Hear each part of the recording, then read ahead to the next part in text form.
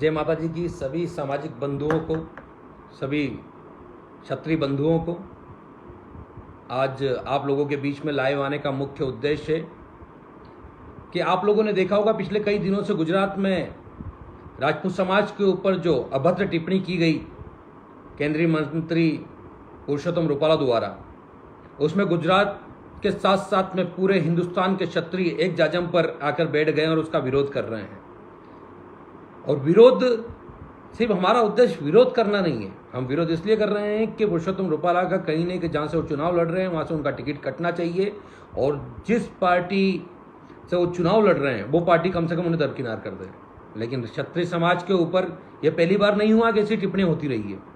क्षत्रिय समाज के ऊपर विगत कई वर्षों से किसी भी माध्यम से, सोशल मीडिया के माध्यम से, टीवी के माध्यम से, मूवी के माध्यम से, राजनीतिकरण के माध्यम से क्षत्रिय समाज के ऊपर कई बार ऐसी टिप्पणी होती रही है और हम लोग ऐसे ही चुपचाप से सहते रहे हैं। अगर आप किसी अत्याचार अन्याय का खुलकर जवाब नहीं देंगे, उसके विरोध में नहीं बोलेंगे, तो लोग आपके ऊपर अत्याचार करते रहेंगे, आपके ऊपर अन्याय करते रहेंगे। और इसी विषय को लेके पूरे जितने भी हमारे संगठन, समाज सब एकजुट होकर और कहीं न कहीं उन मंत्री जी का विरोध कर रहे हैं। लेकिन विरोध करने से ज्यादा हम लोगों को एकीकरण के भाव से एक होना पड़ेगा।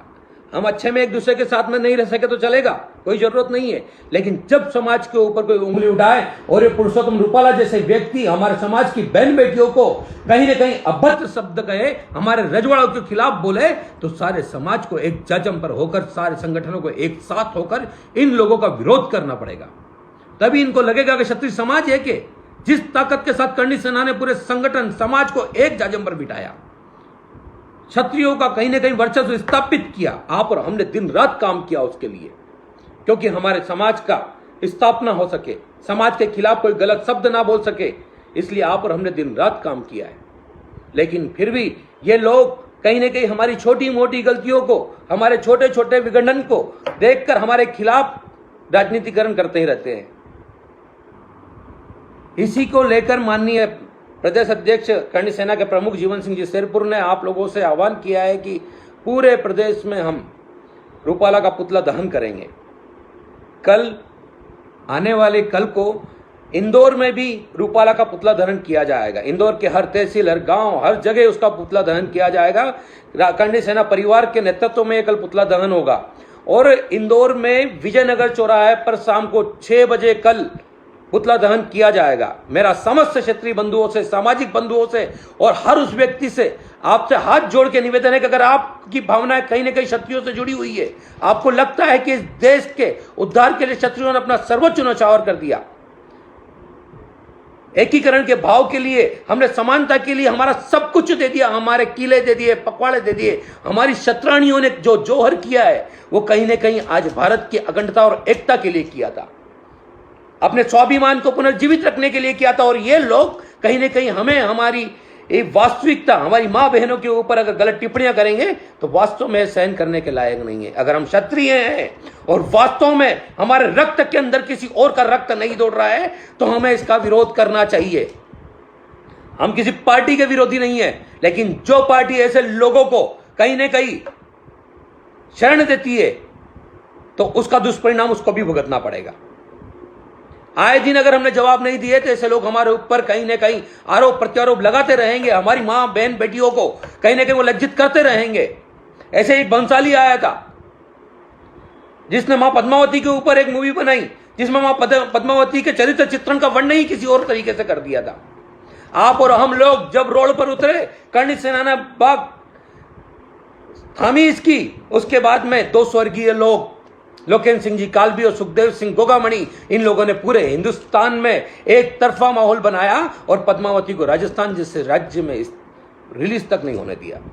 आप और हमको पुनः वापिस इसी अंदाज में फिर रोड पर उतरना पड़ेगा, हमें हमारा विरोध दर्ज कराना पड़ेगा, हमें कहीं न कहीं ये संगठनवाद से ऊपर उठना पड़ेगा, हमें वापिस एक होना पड़ेगा।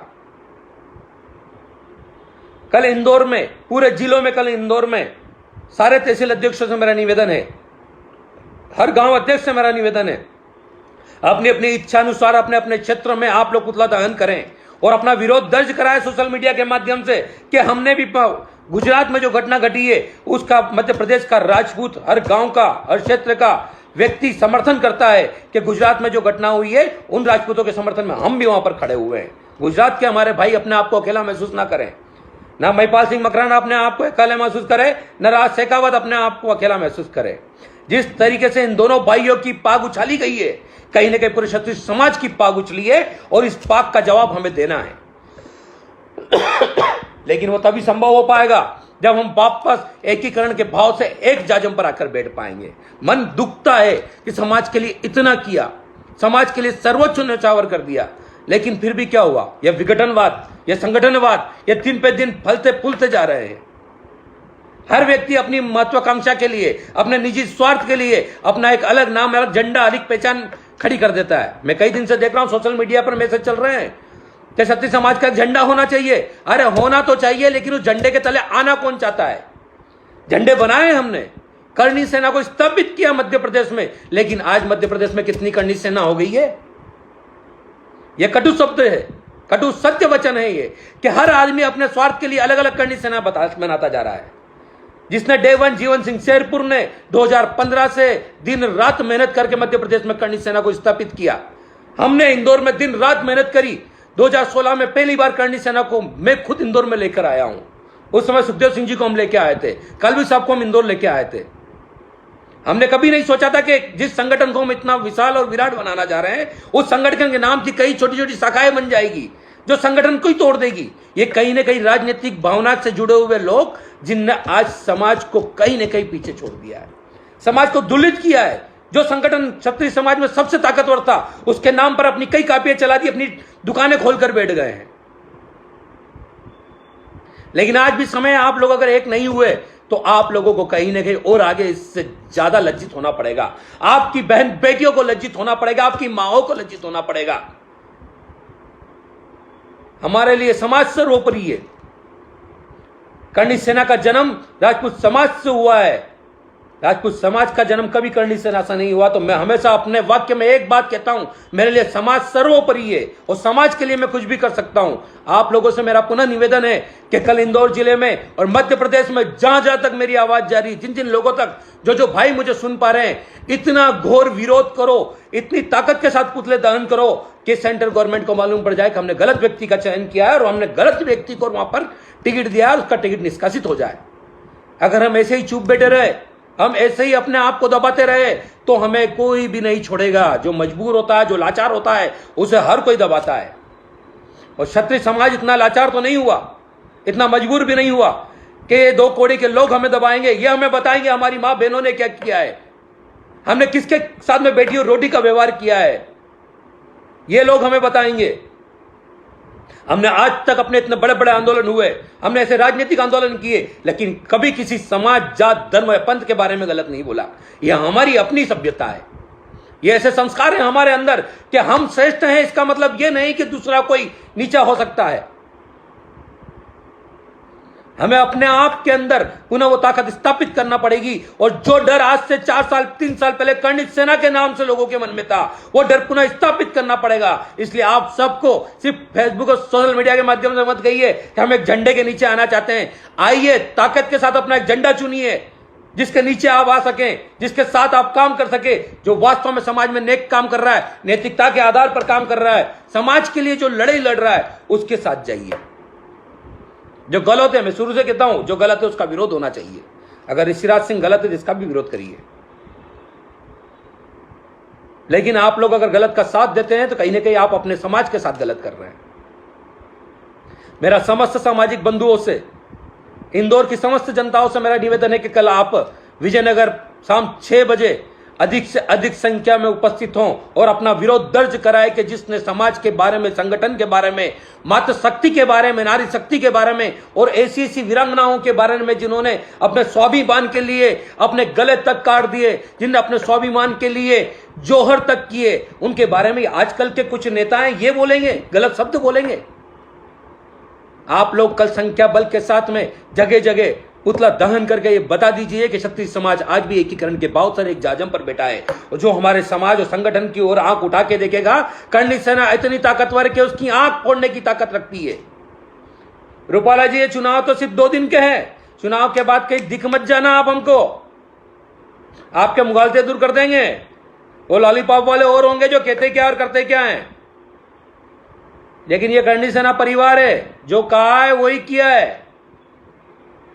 आप लोग कल पूरे इंदौर जिले के ग्रामीण क्षेत्र में हर जगह ताकत के साथ में पुतला दहन करें और अपना विरोध दर्ज कराएं। मेरा सभी भाइयों से पुनः निवेदन है कि आप कम से कम समाज में एकीकरण का भाव सिर्फ सोशल मीडिया पे न रखें, अब यथार्थ भावार्थ और धरातल पर आकर वापस बात करें। समाज को वापस पुनः उसी एकता, उसी अटूटता की जरूरत है जो पहले, आज से 3 साल पहले आप और हमने मिलकर स्थापित की थी। मन दुखता है, इतनी ताकत के साथ समाज के लिए काम करते हैं और वापस समाज इधर से इधर बिखर जाता है। समाज में इतने संगठन बनते ही इसलिए कि जो एक संगठन से संतुष्ट नहीं होता वो दूसरा संगठन ज्वाइन कर लेता है। संगठनवाद से हमें कोई तकलीफ नहीं है, लेकिन फिर भी अगर आप एक जजम की बात करते, एक झंडे की बात करते, तो आप सबको एक झंडे के नीचे आना पड़ेगा। वो पहल समाज के लोगों को, समाज के वरिष्ठों को करनी पड़ेगी। ये जो ऊंची ऊंची बात करने वाले आते हैं ना, उनको नहीं करनी है, उनसे कुछ नहीं होना है। समाज को कहीं ना कहीं बैठ कर सब समझना पड़ेगा, लेकिन हमारे सामने जो बड़ी चुनौती, पहले इससे निपटा जाए।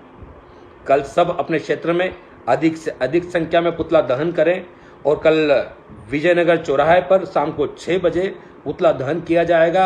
आप सब अधिक से अधिक संख्या में पधारें। जय माता जी, जय मां करणी।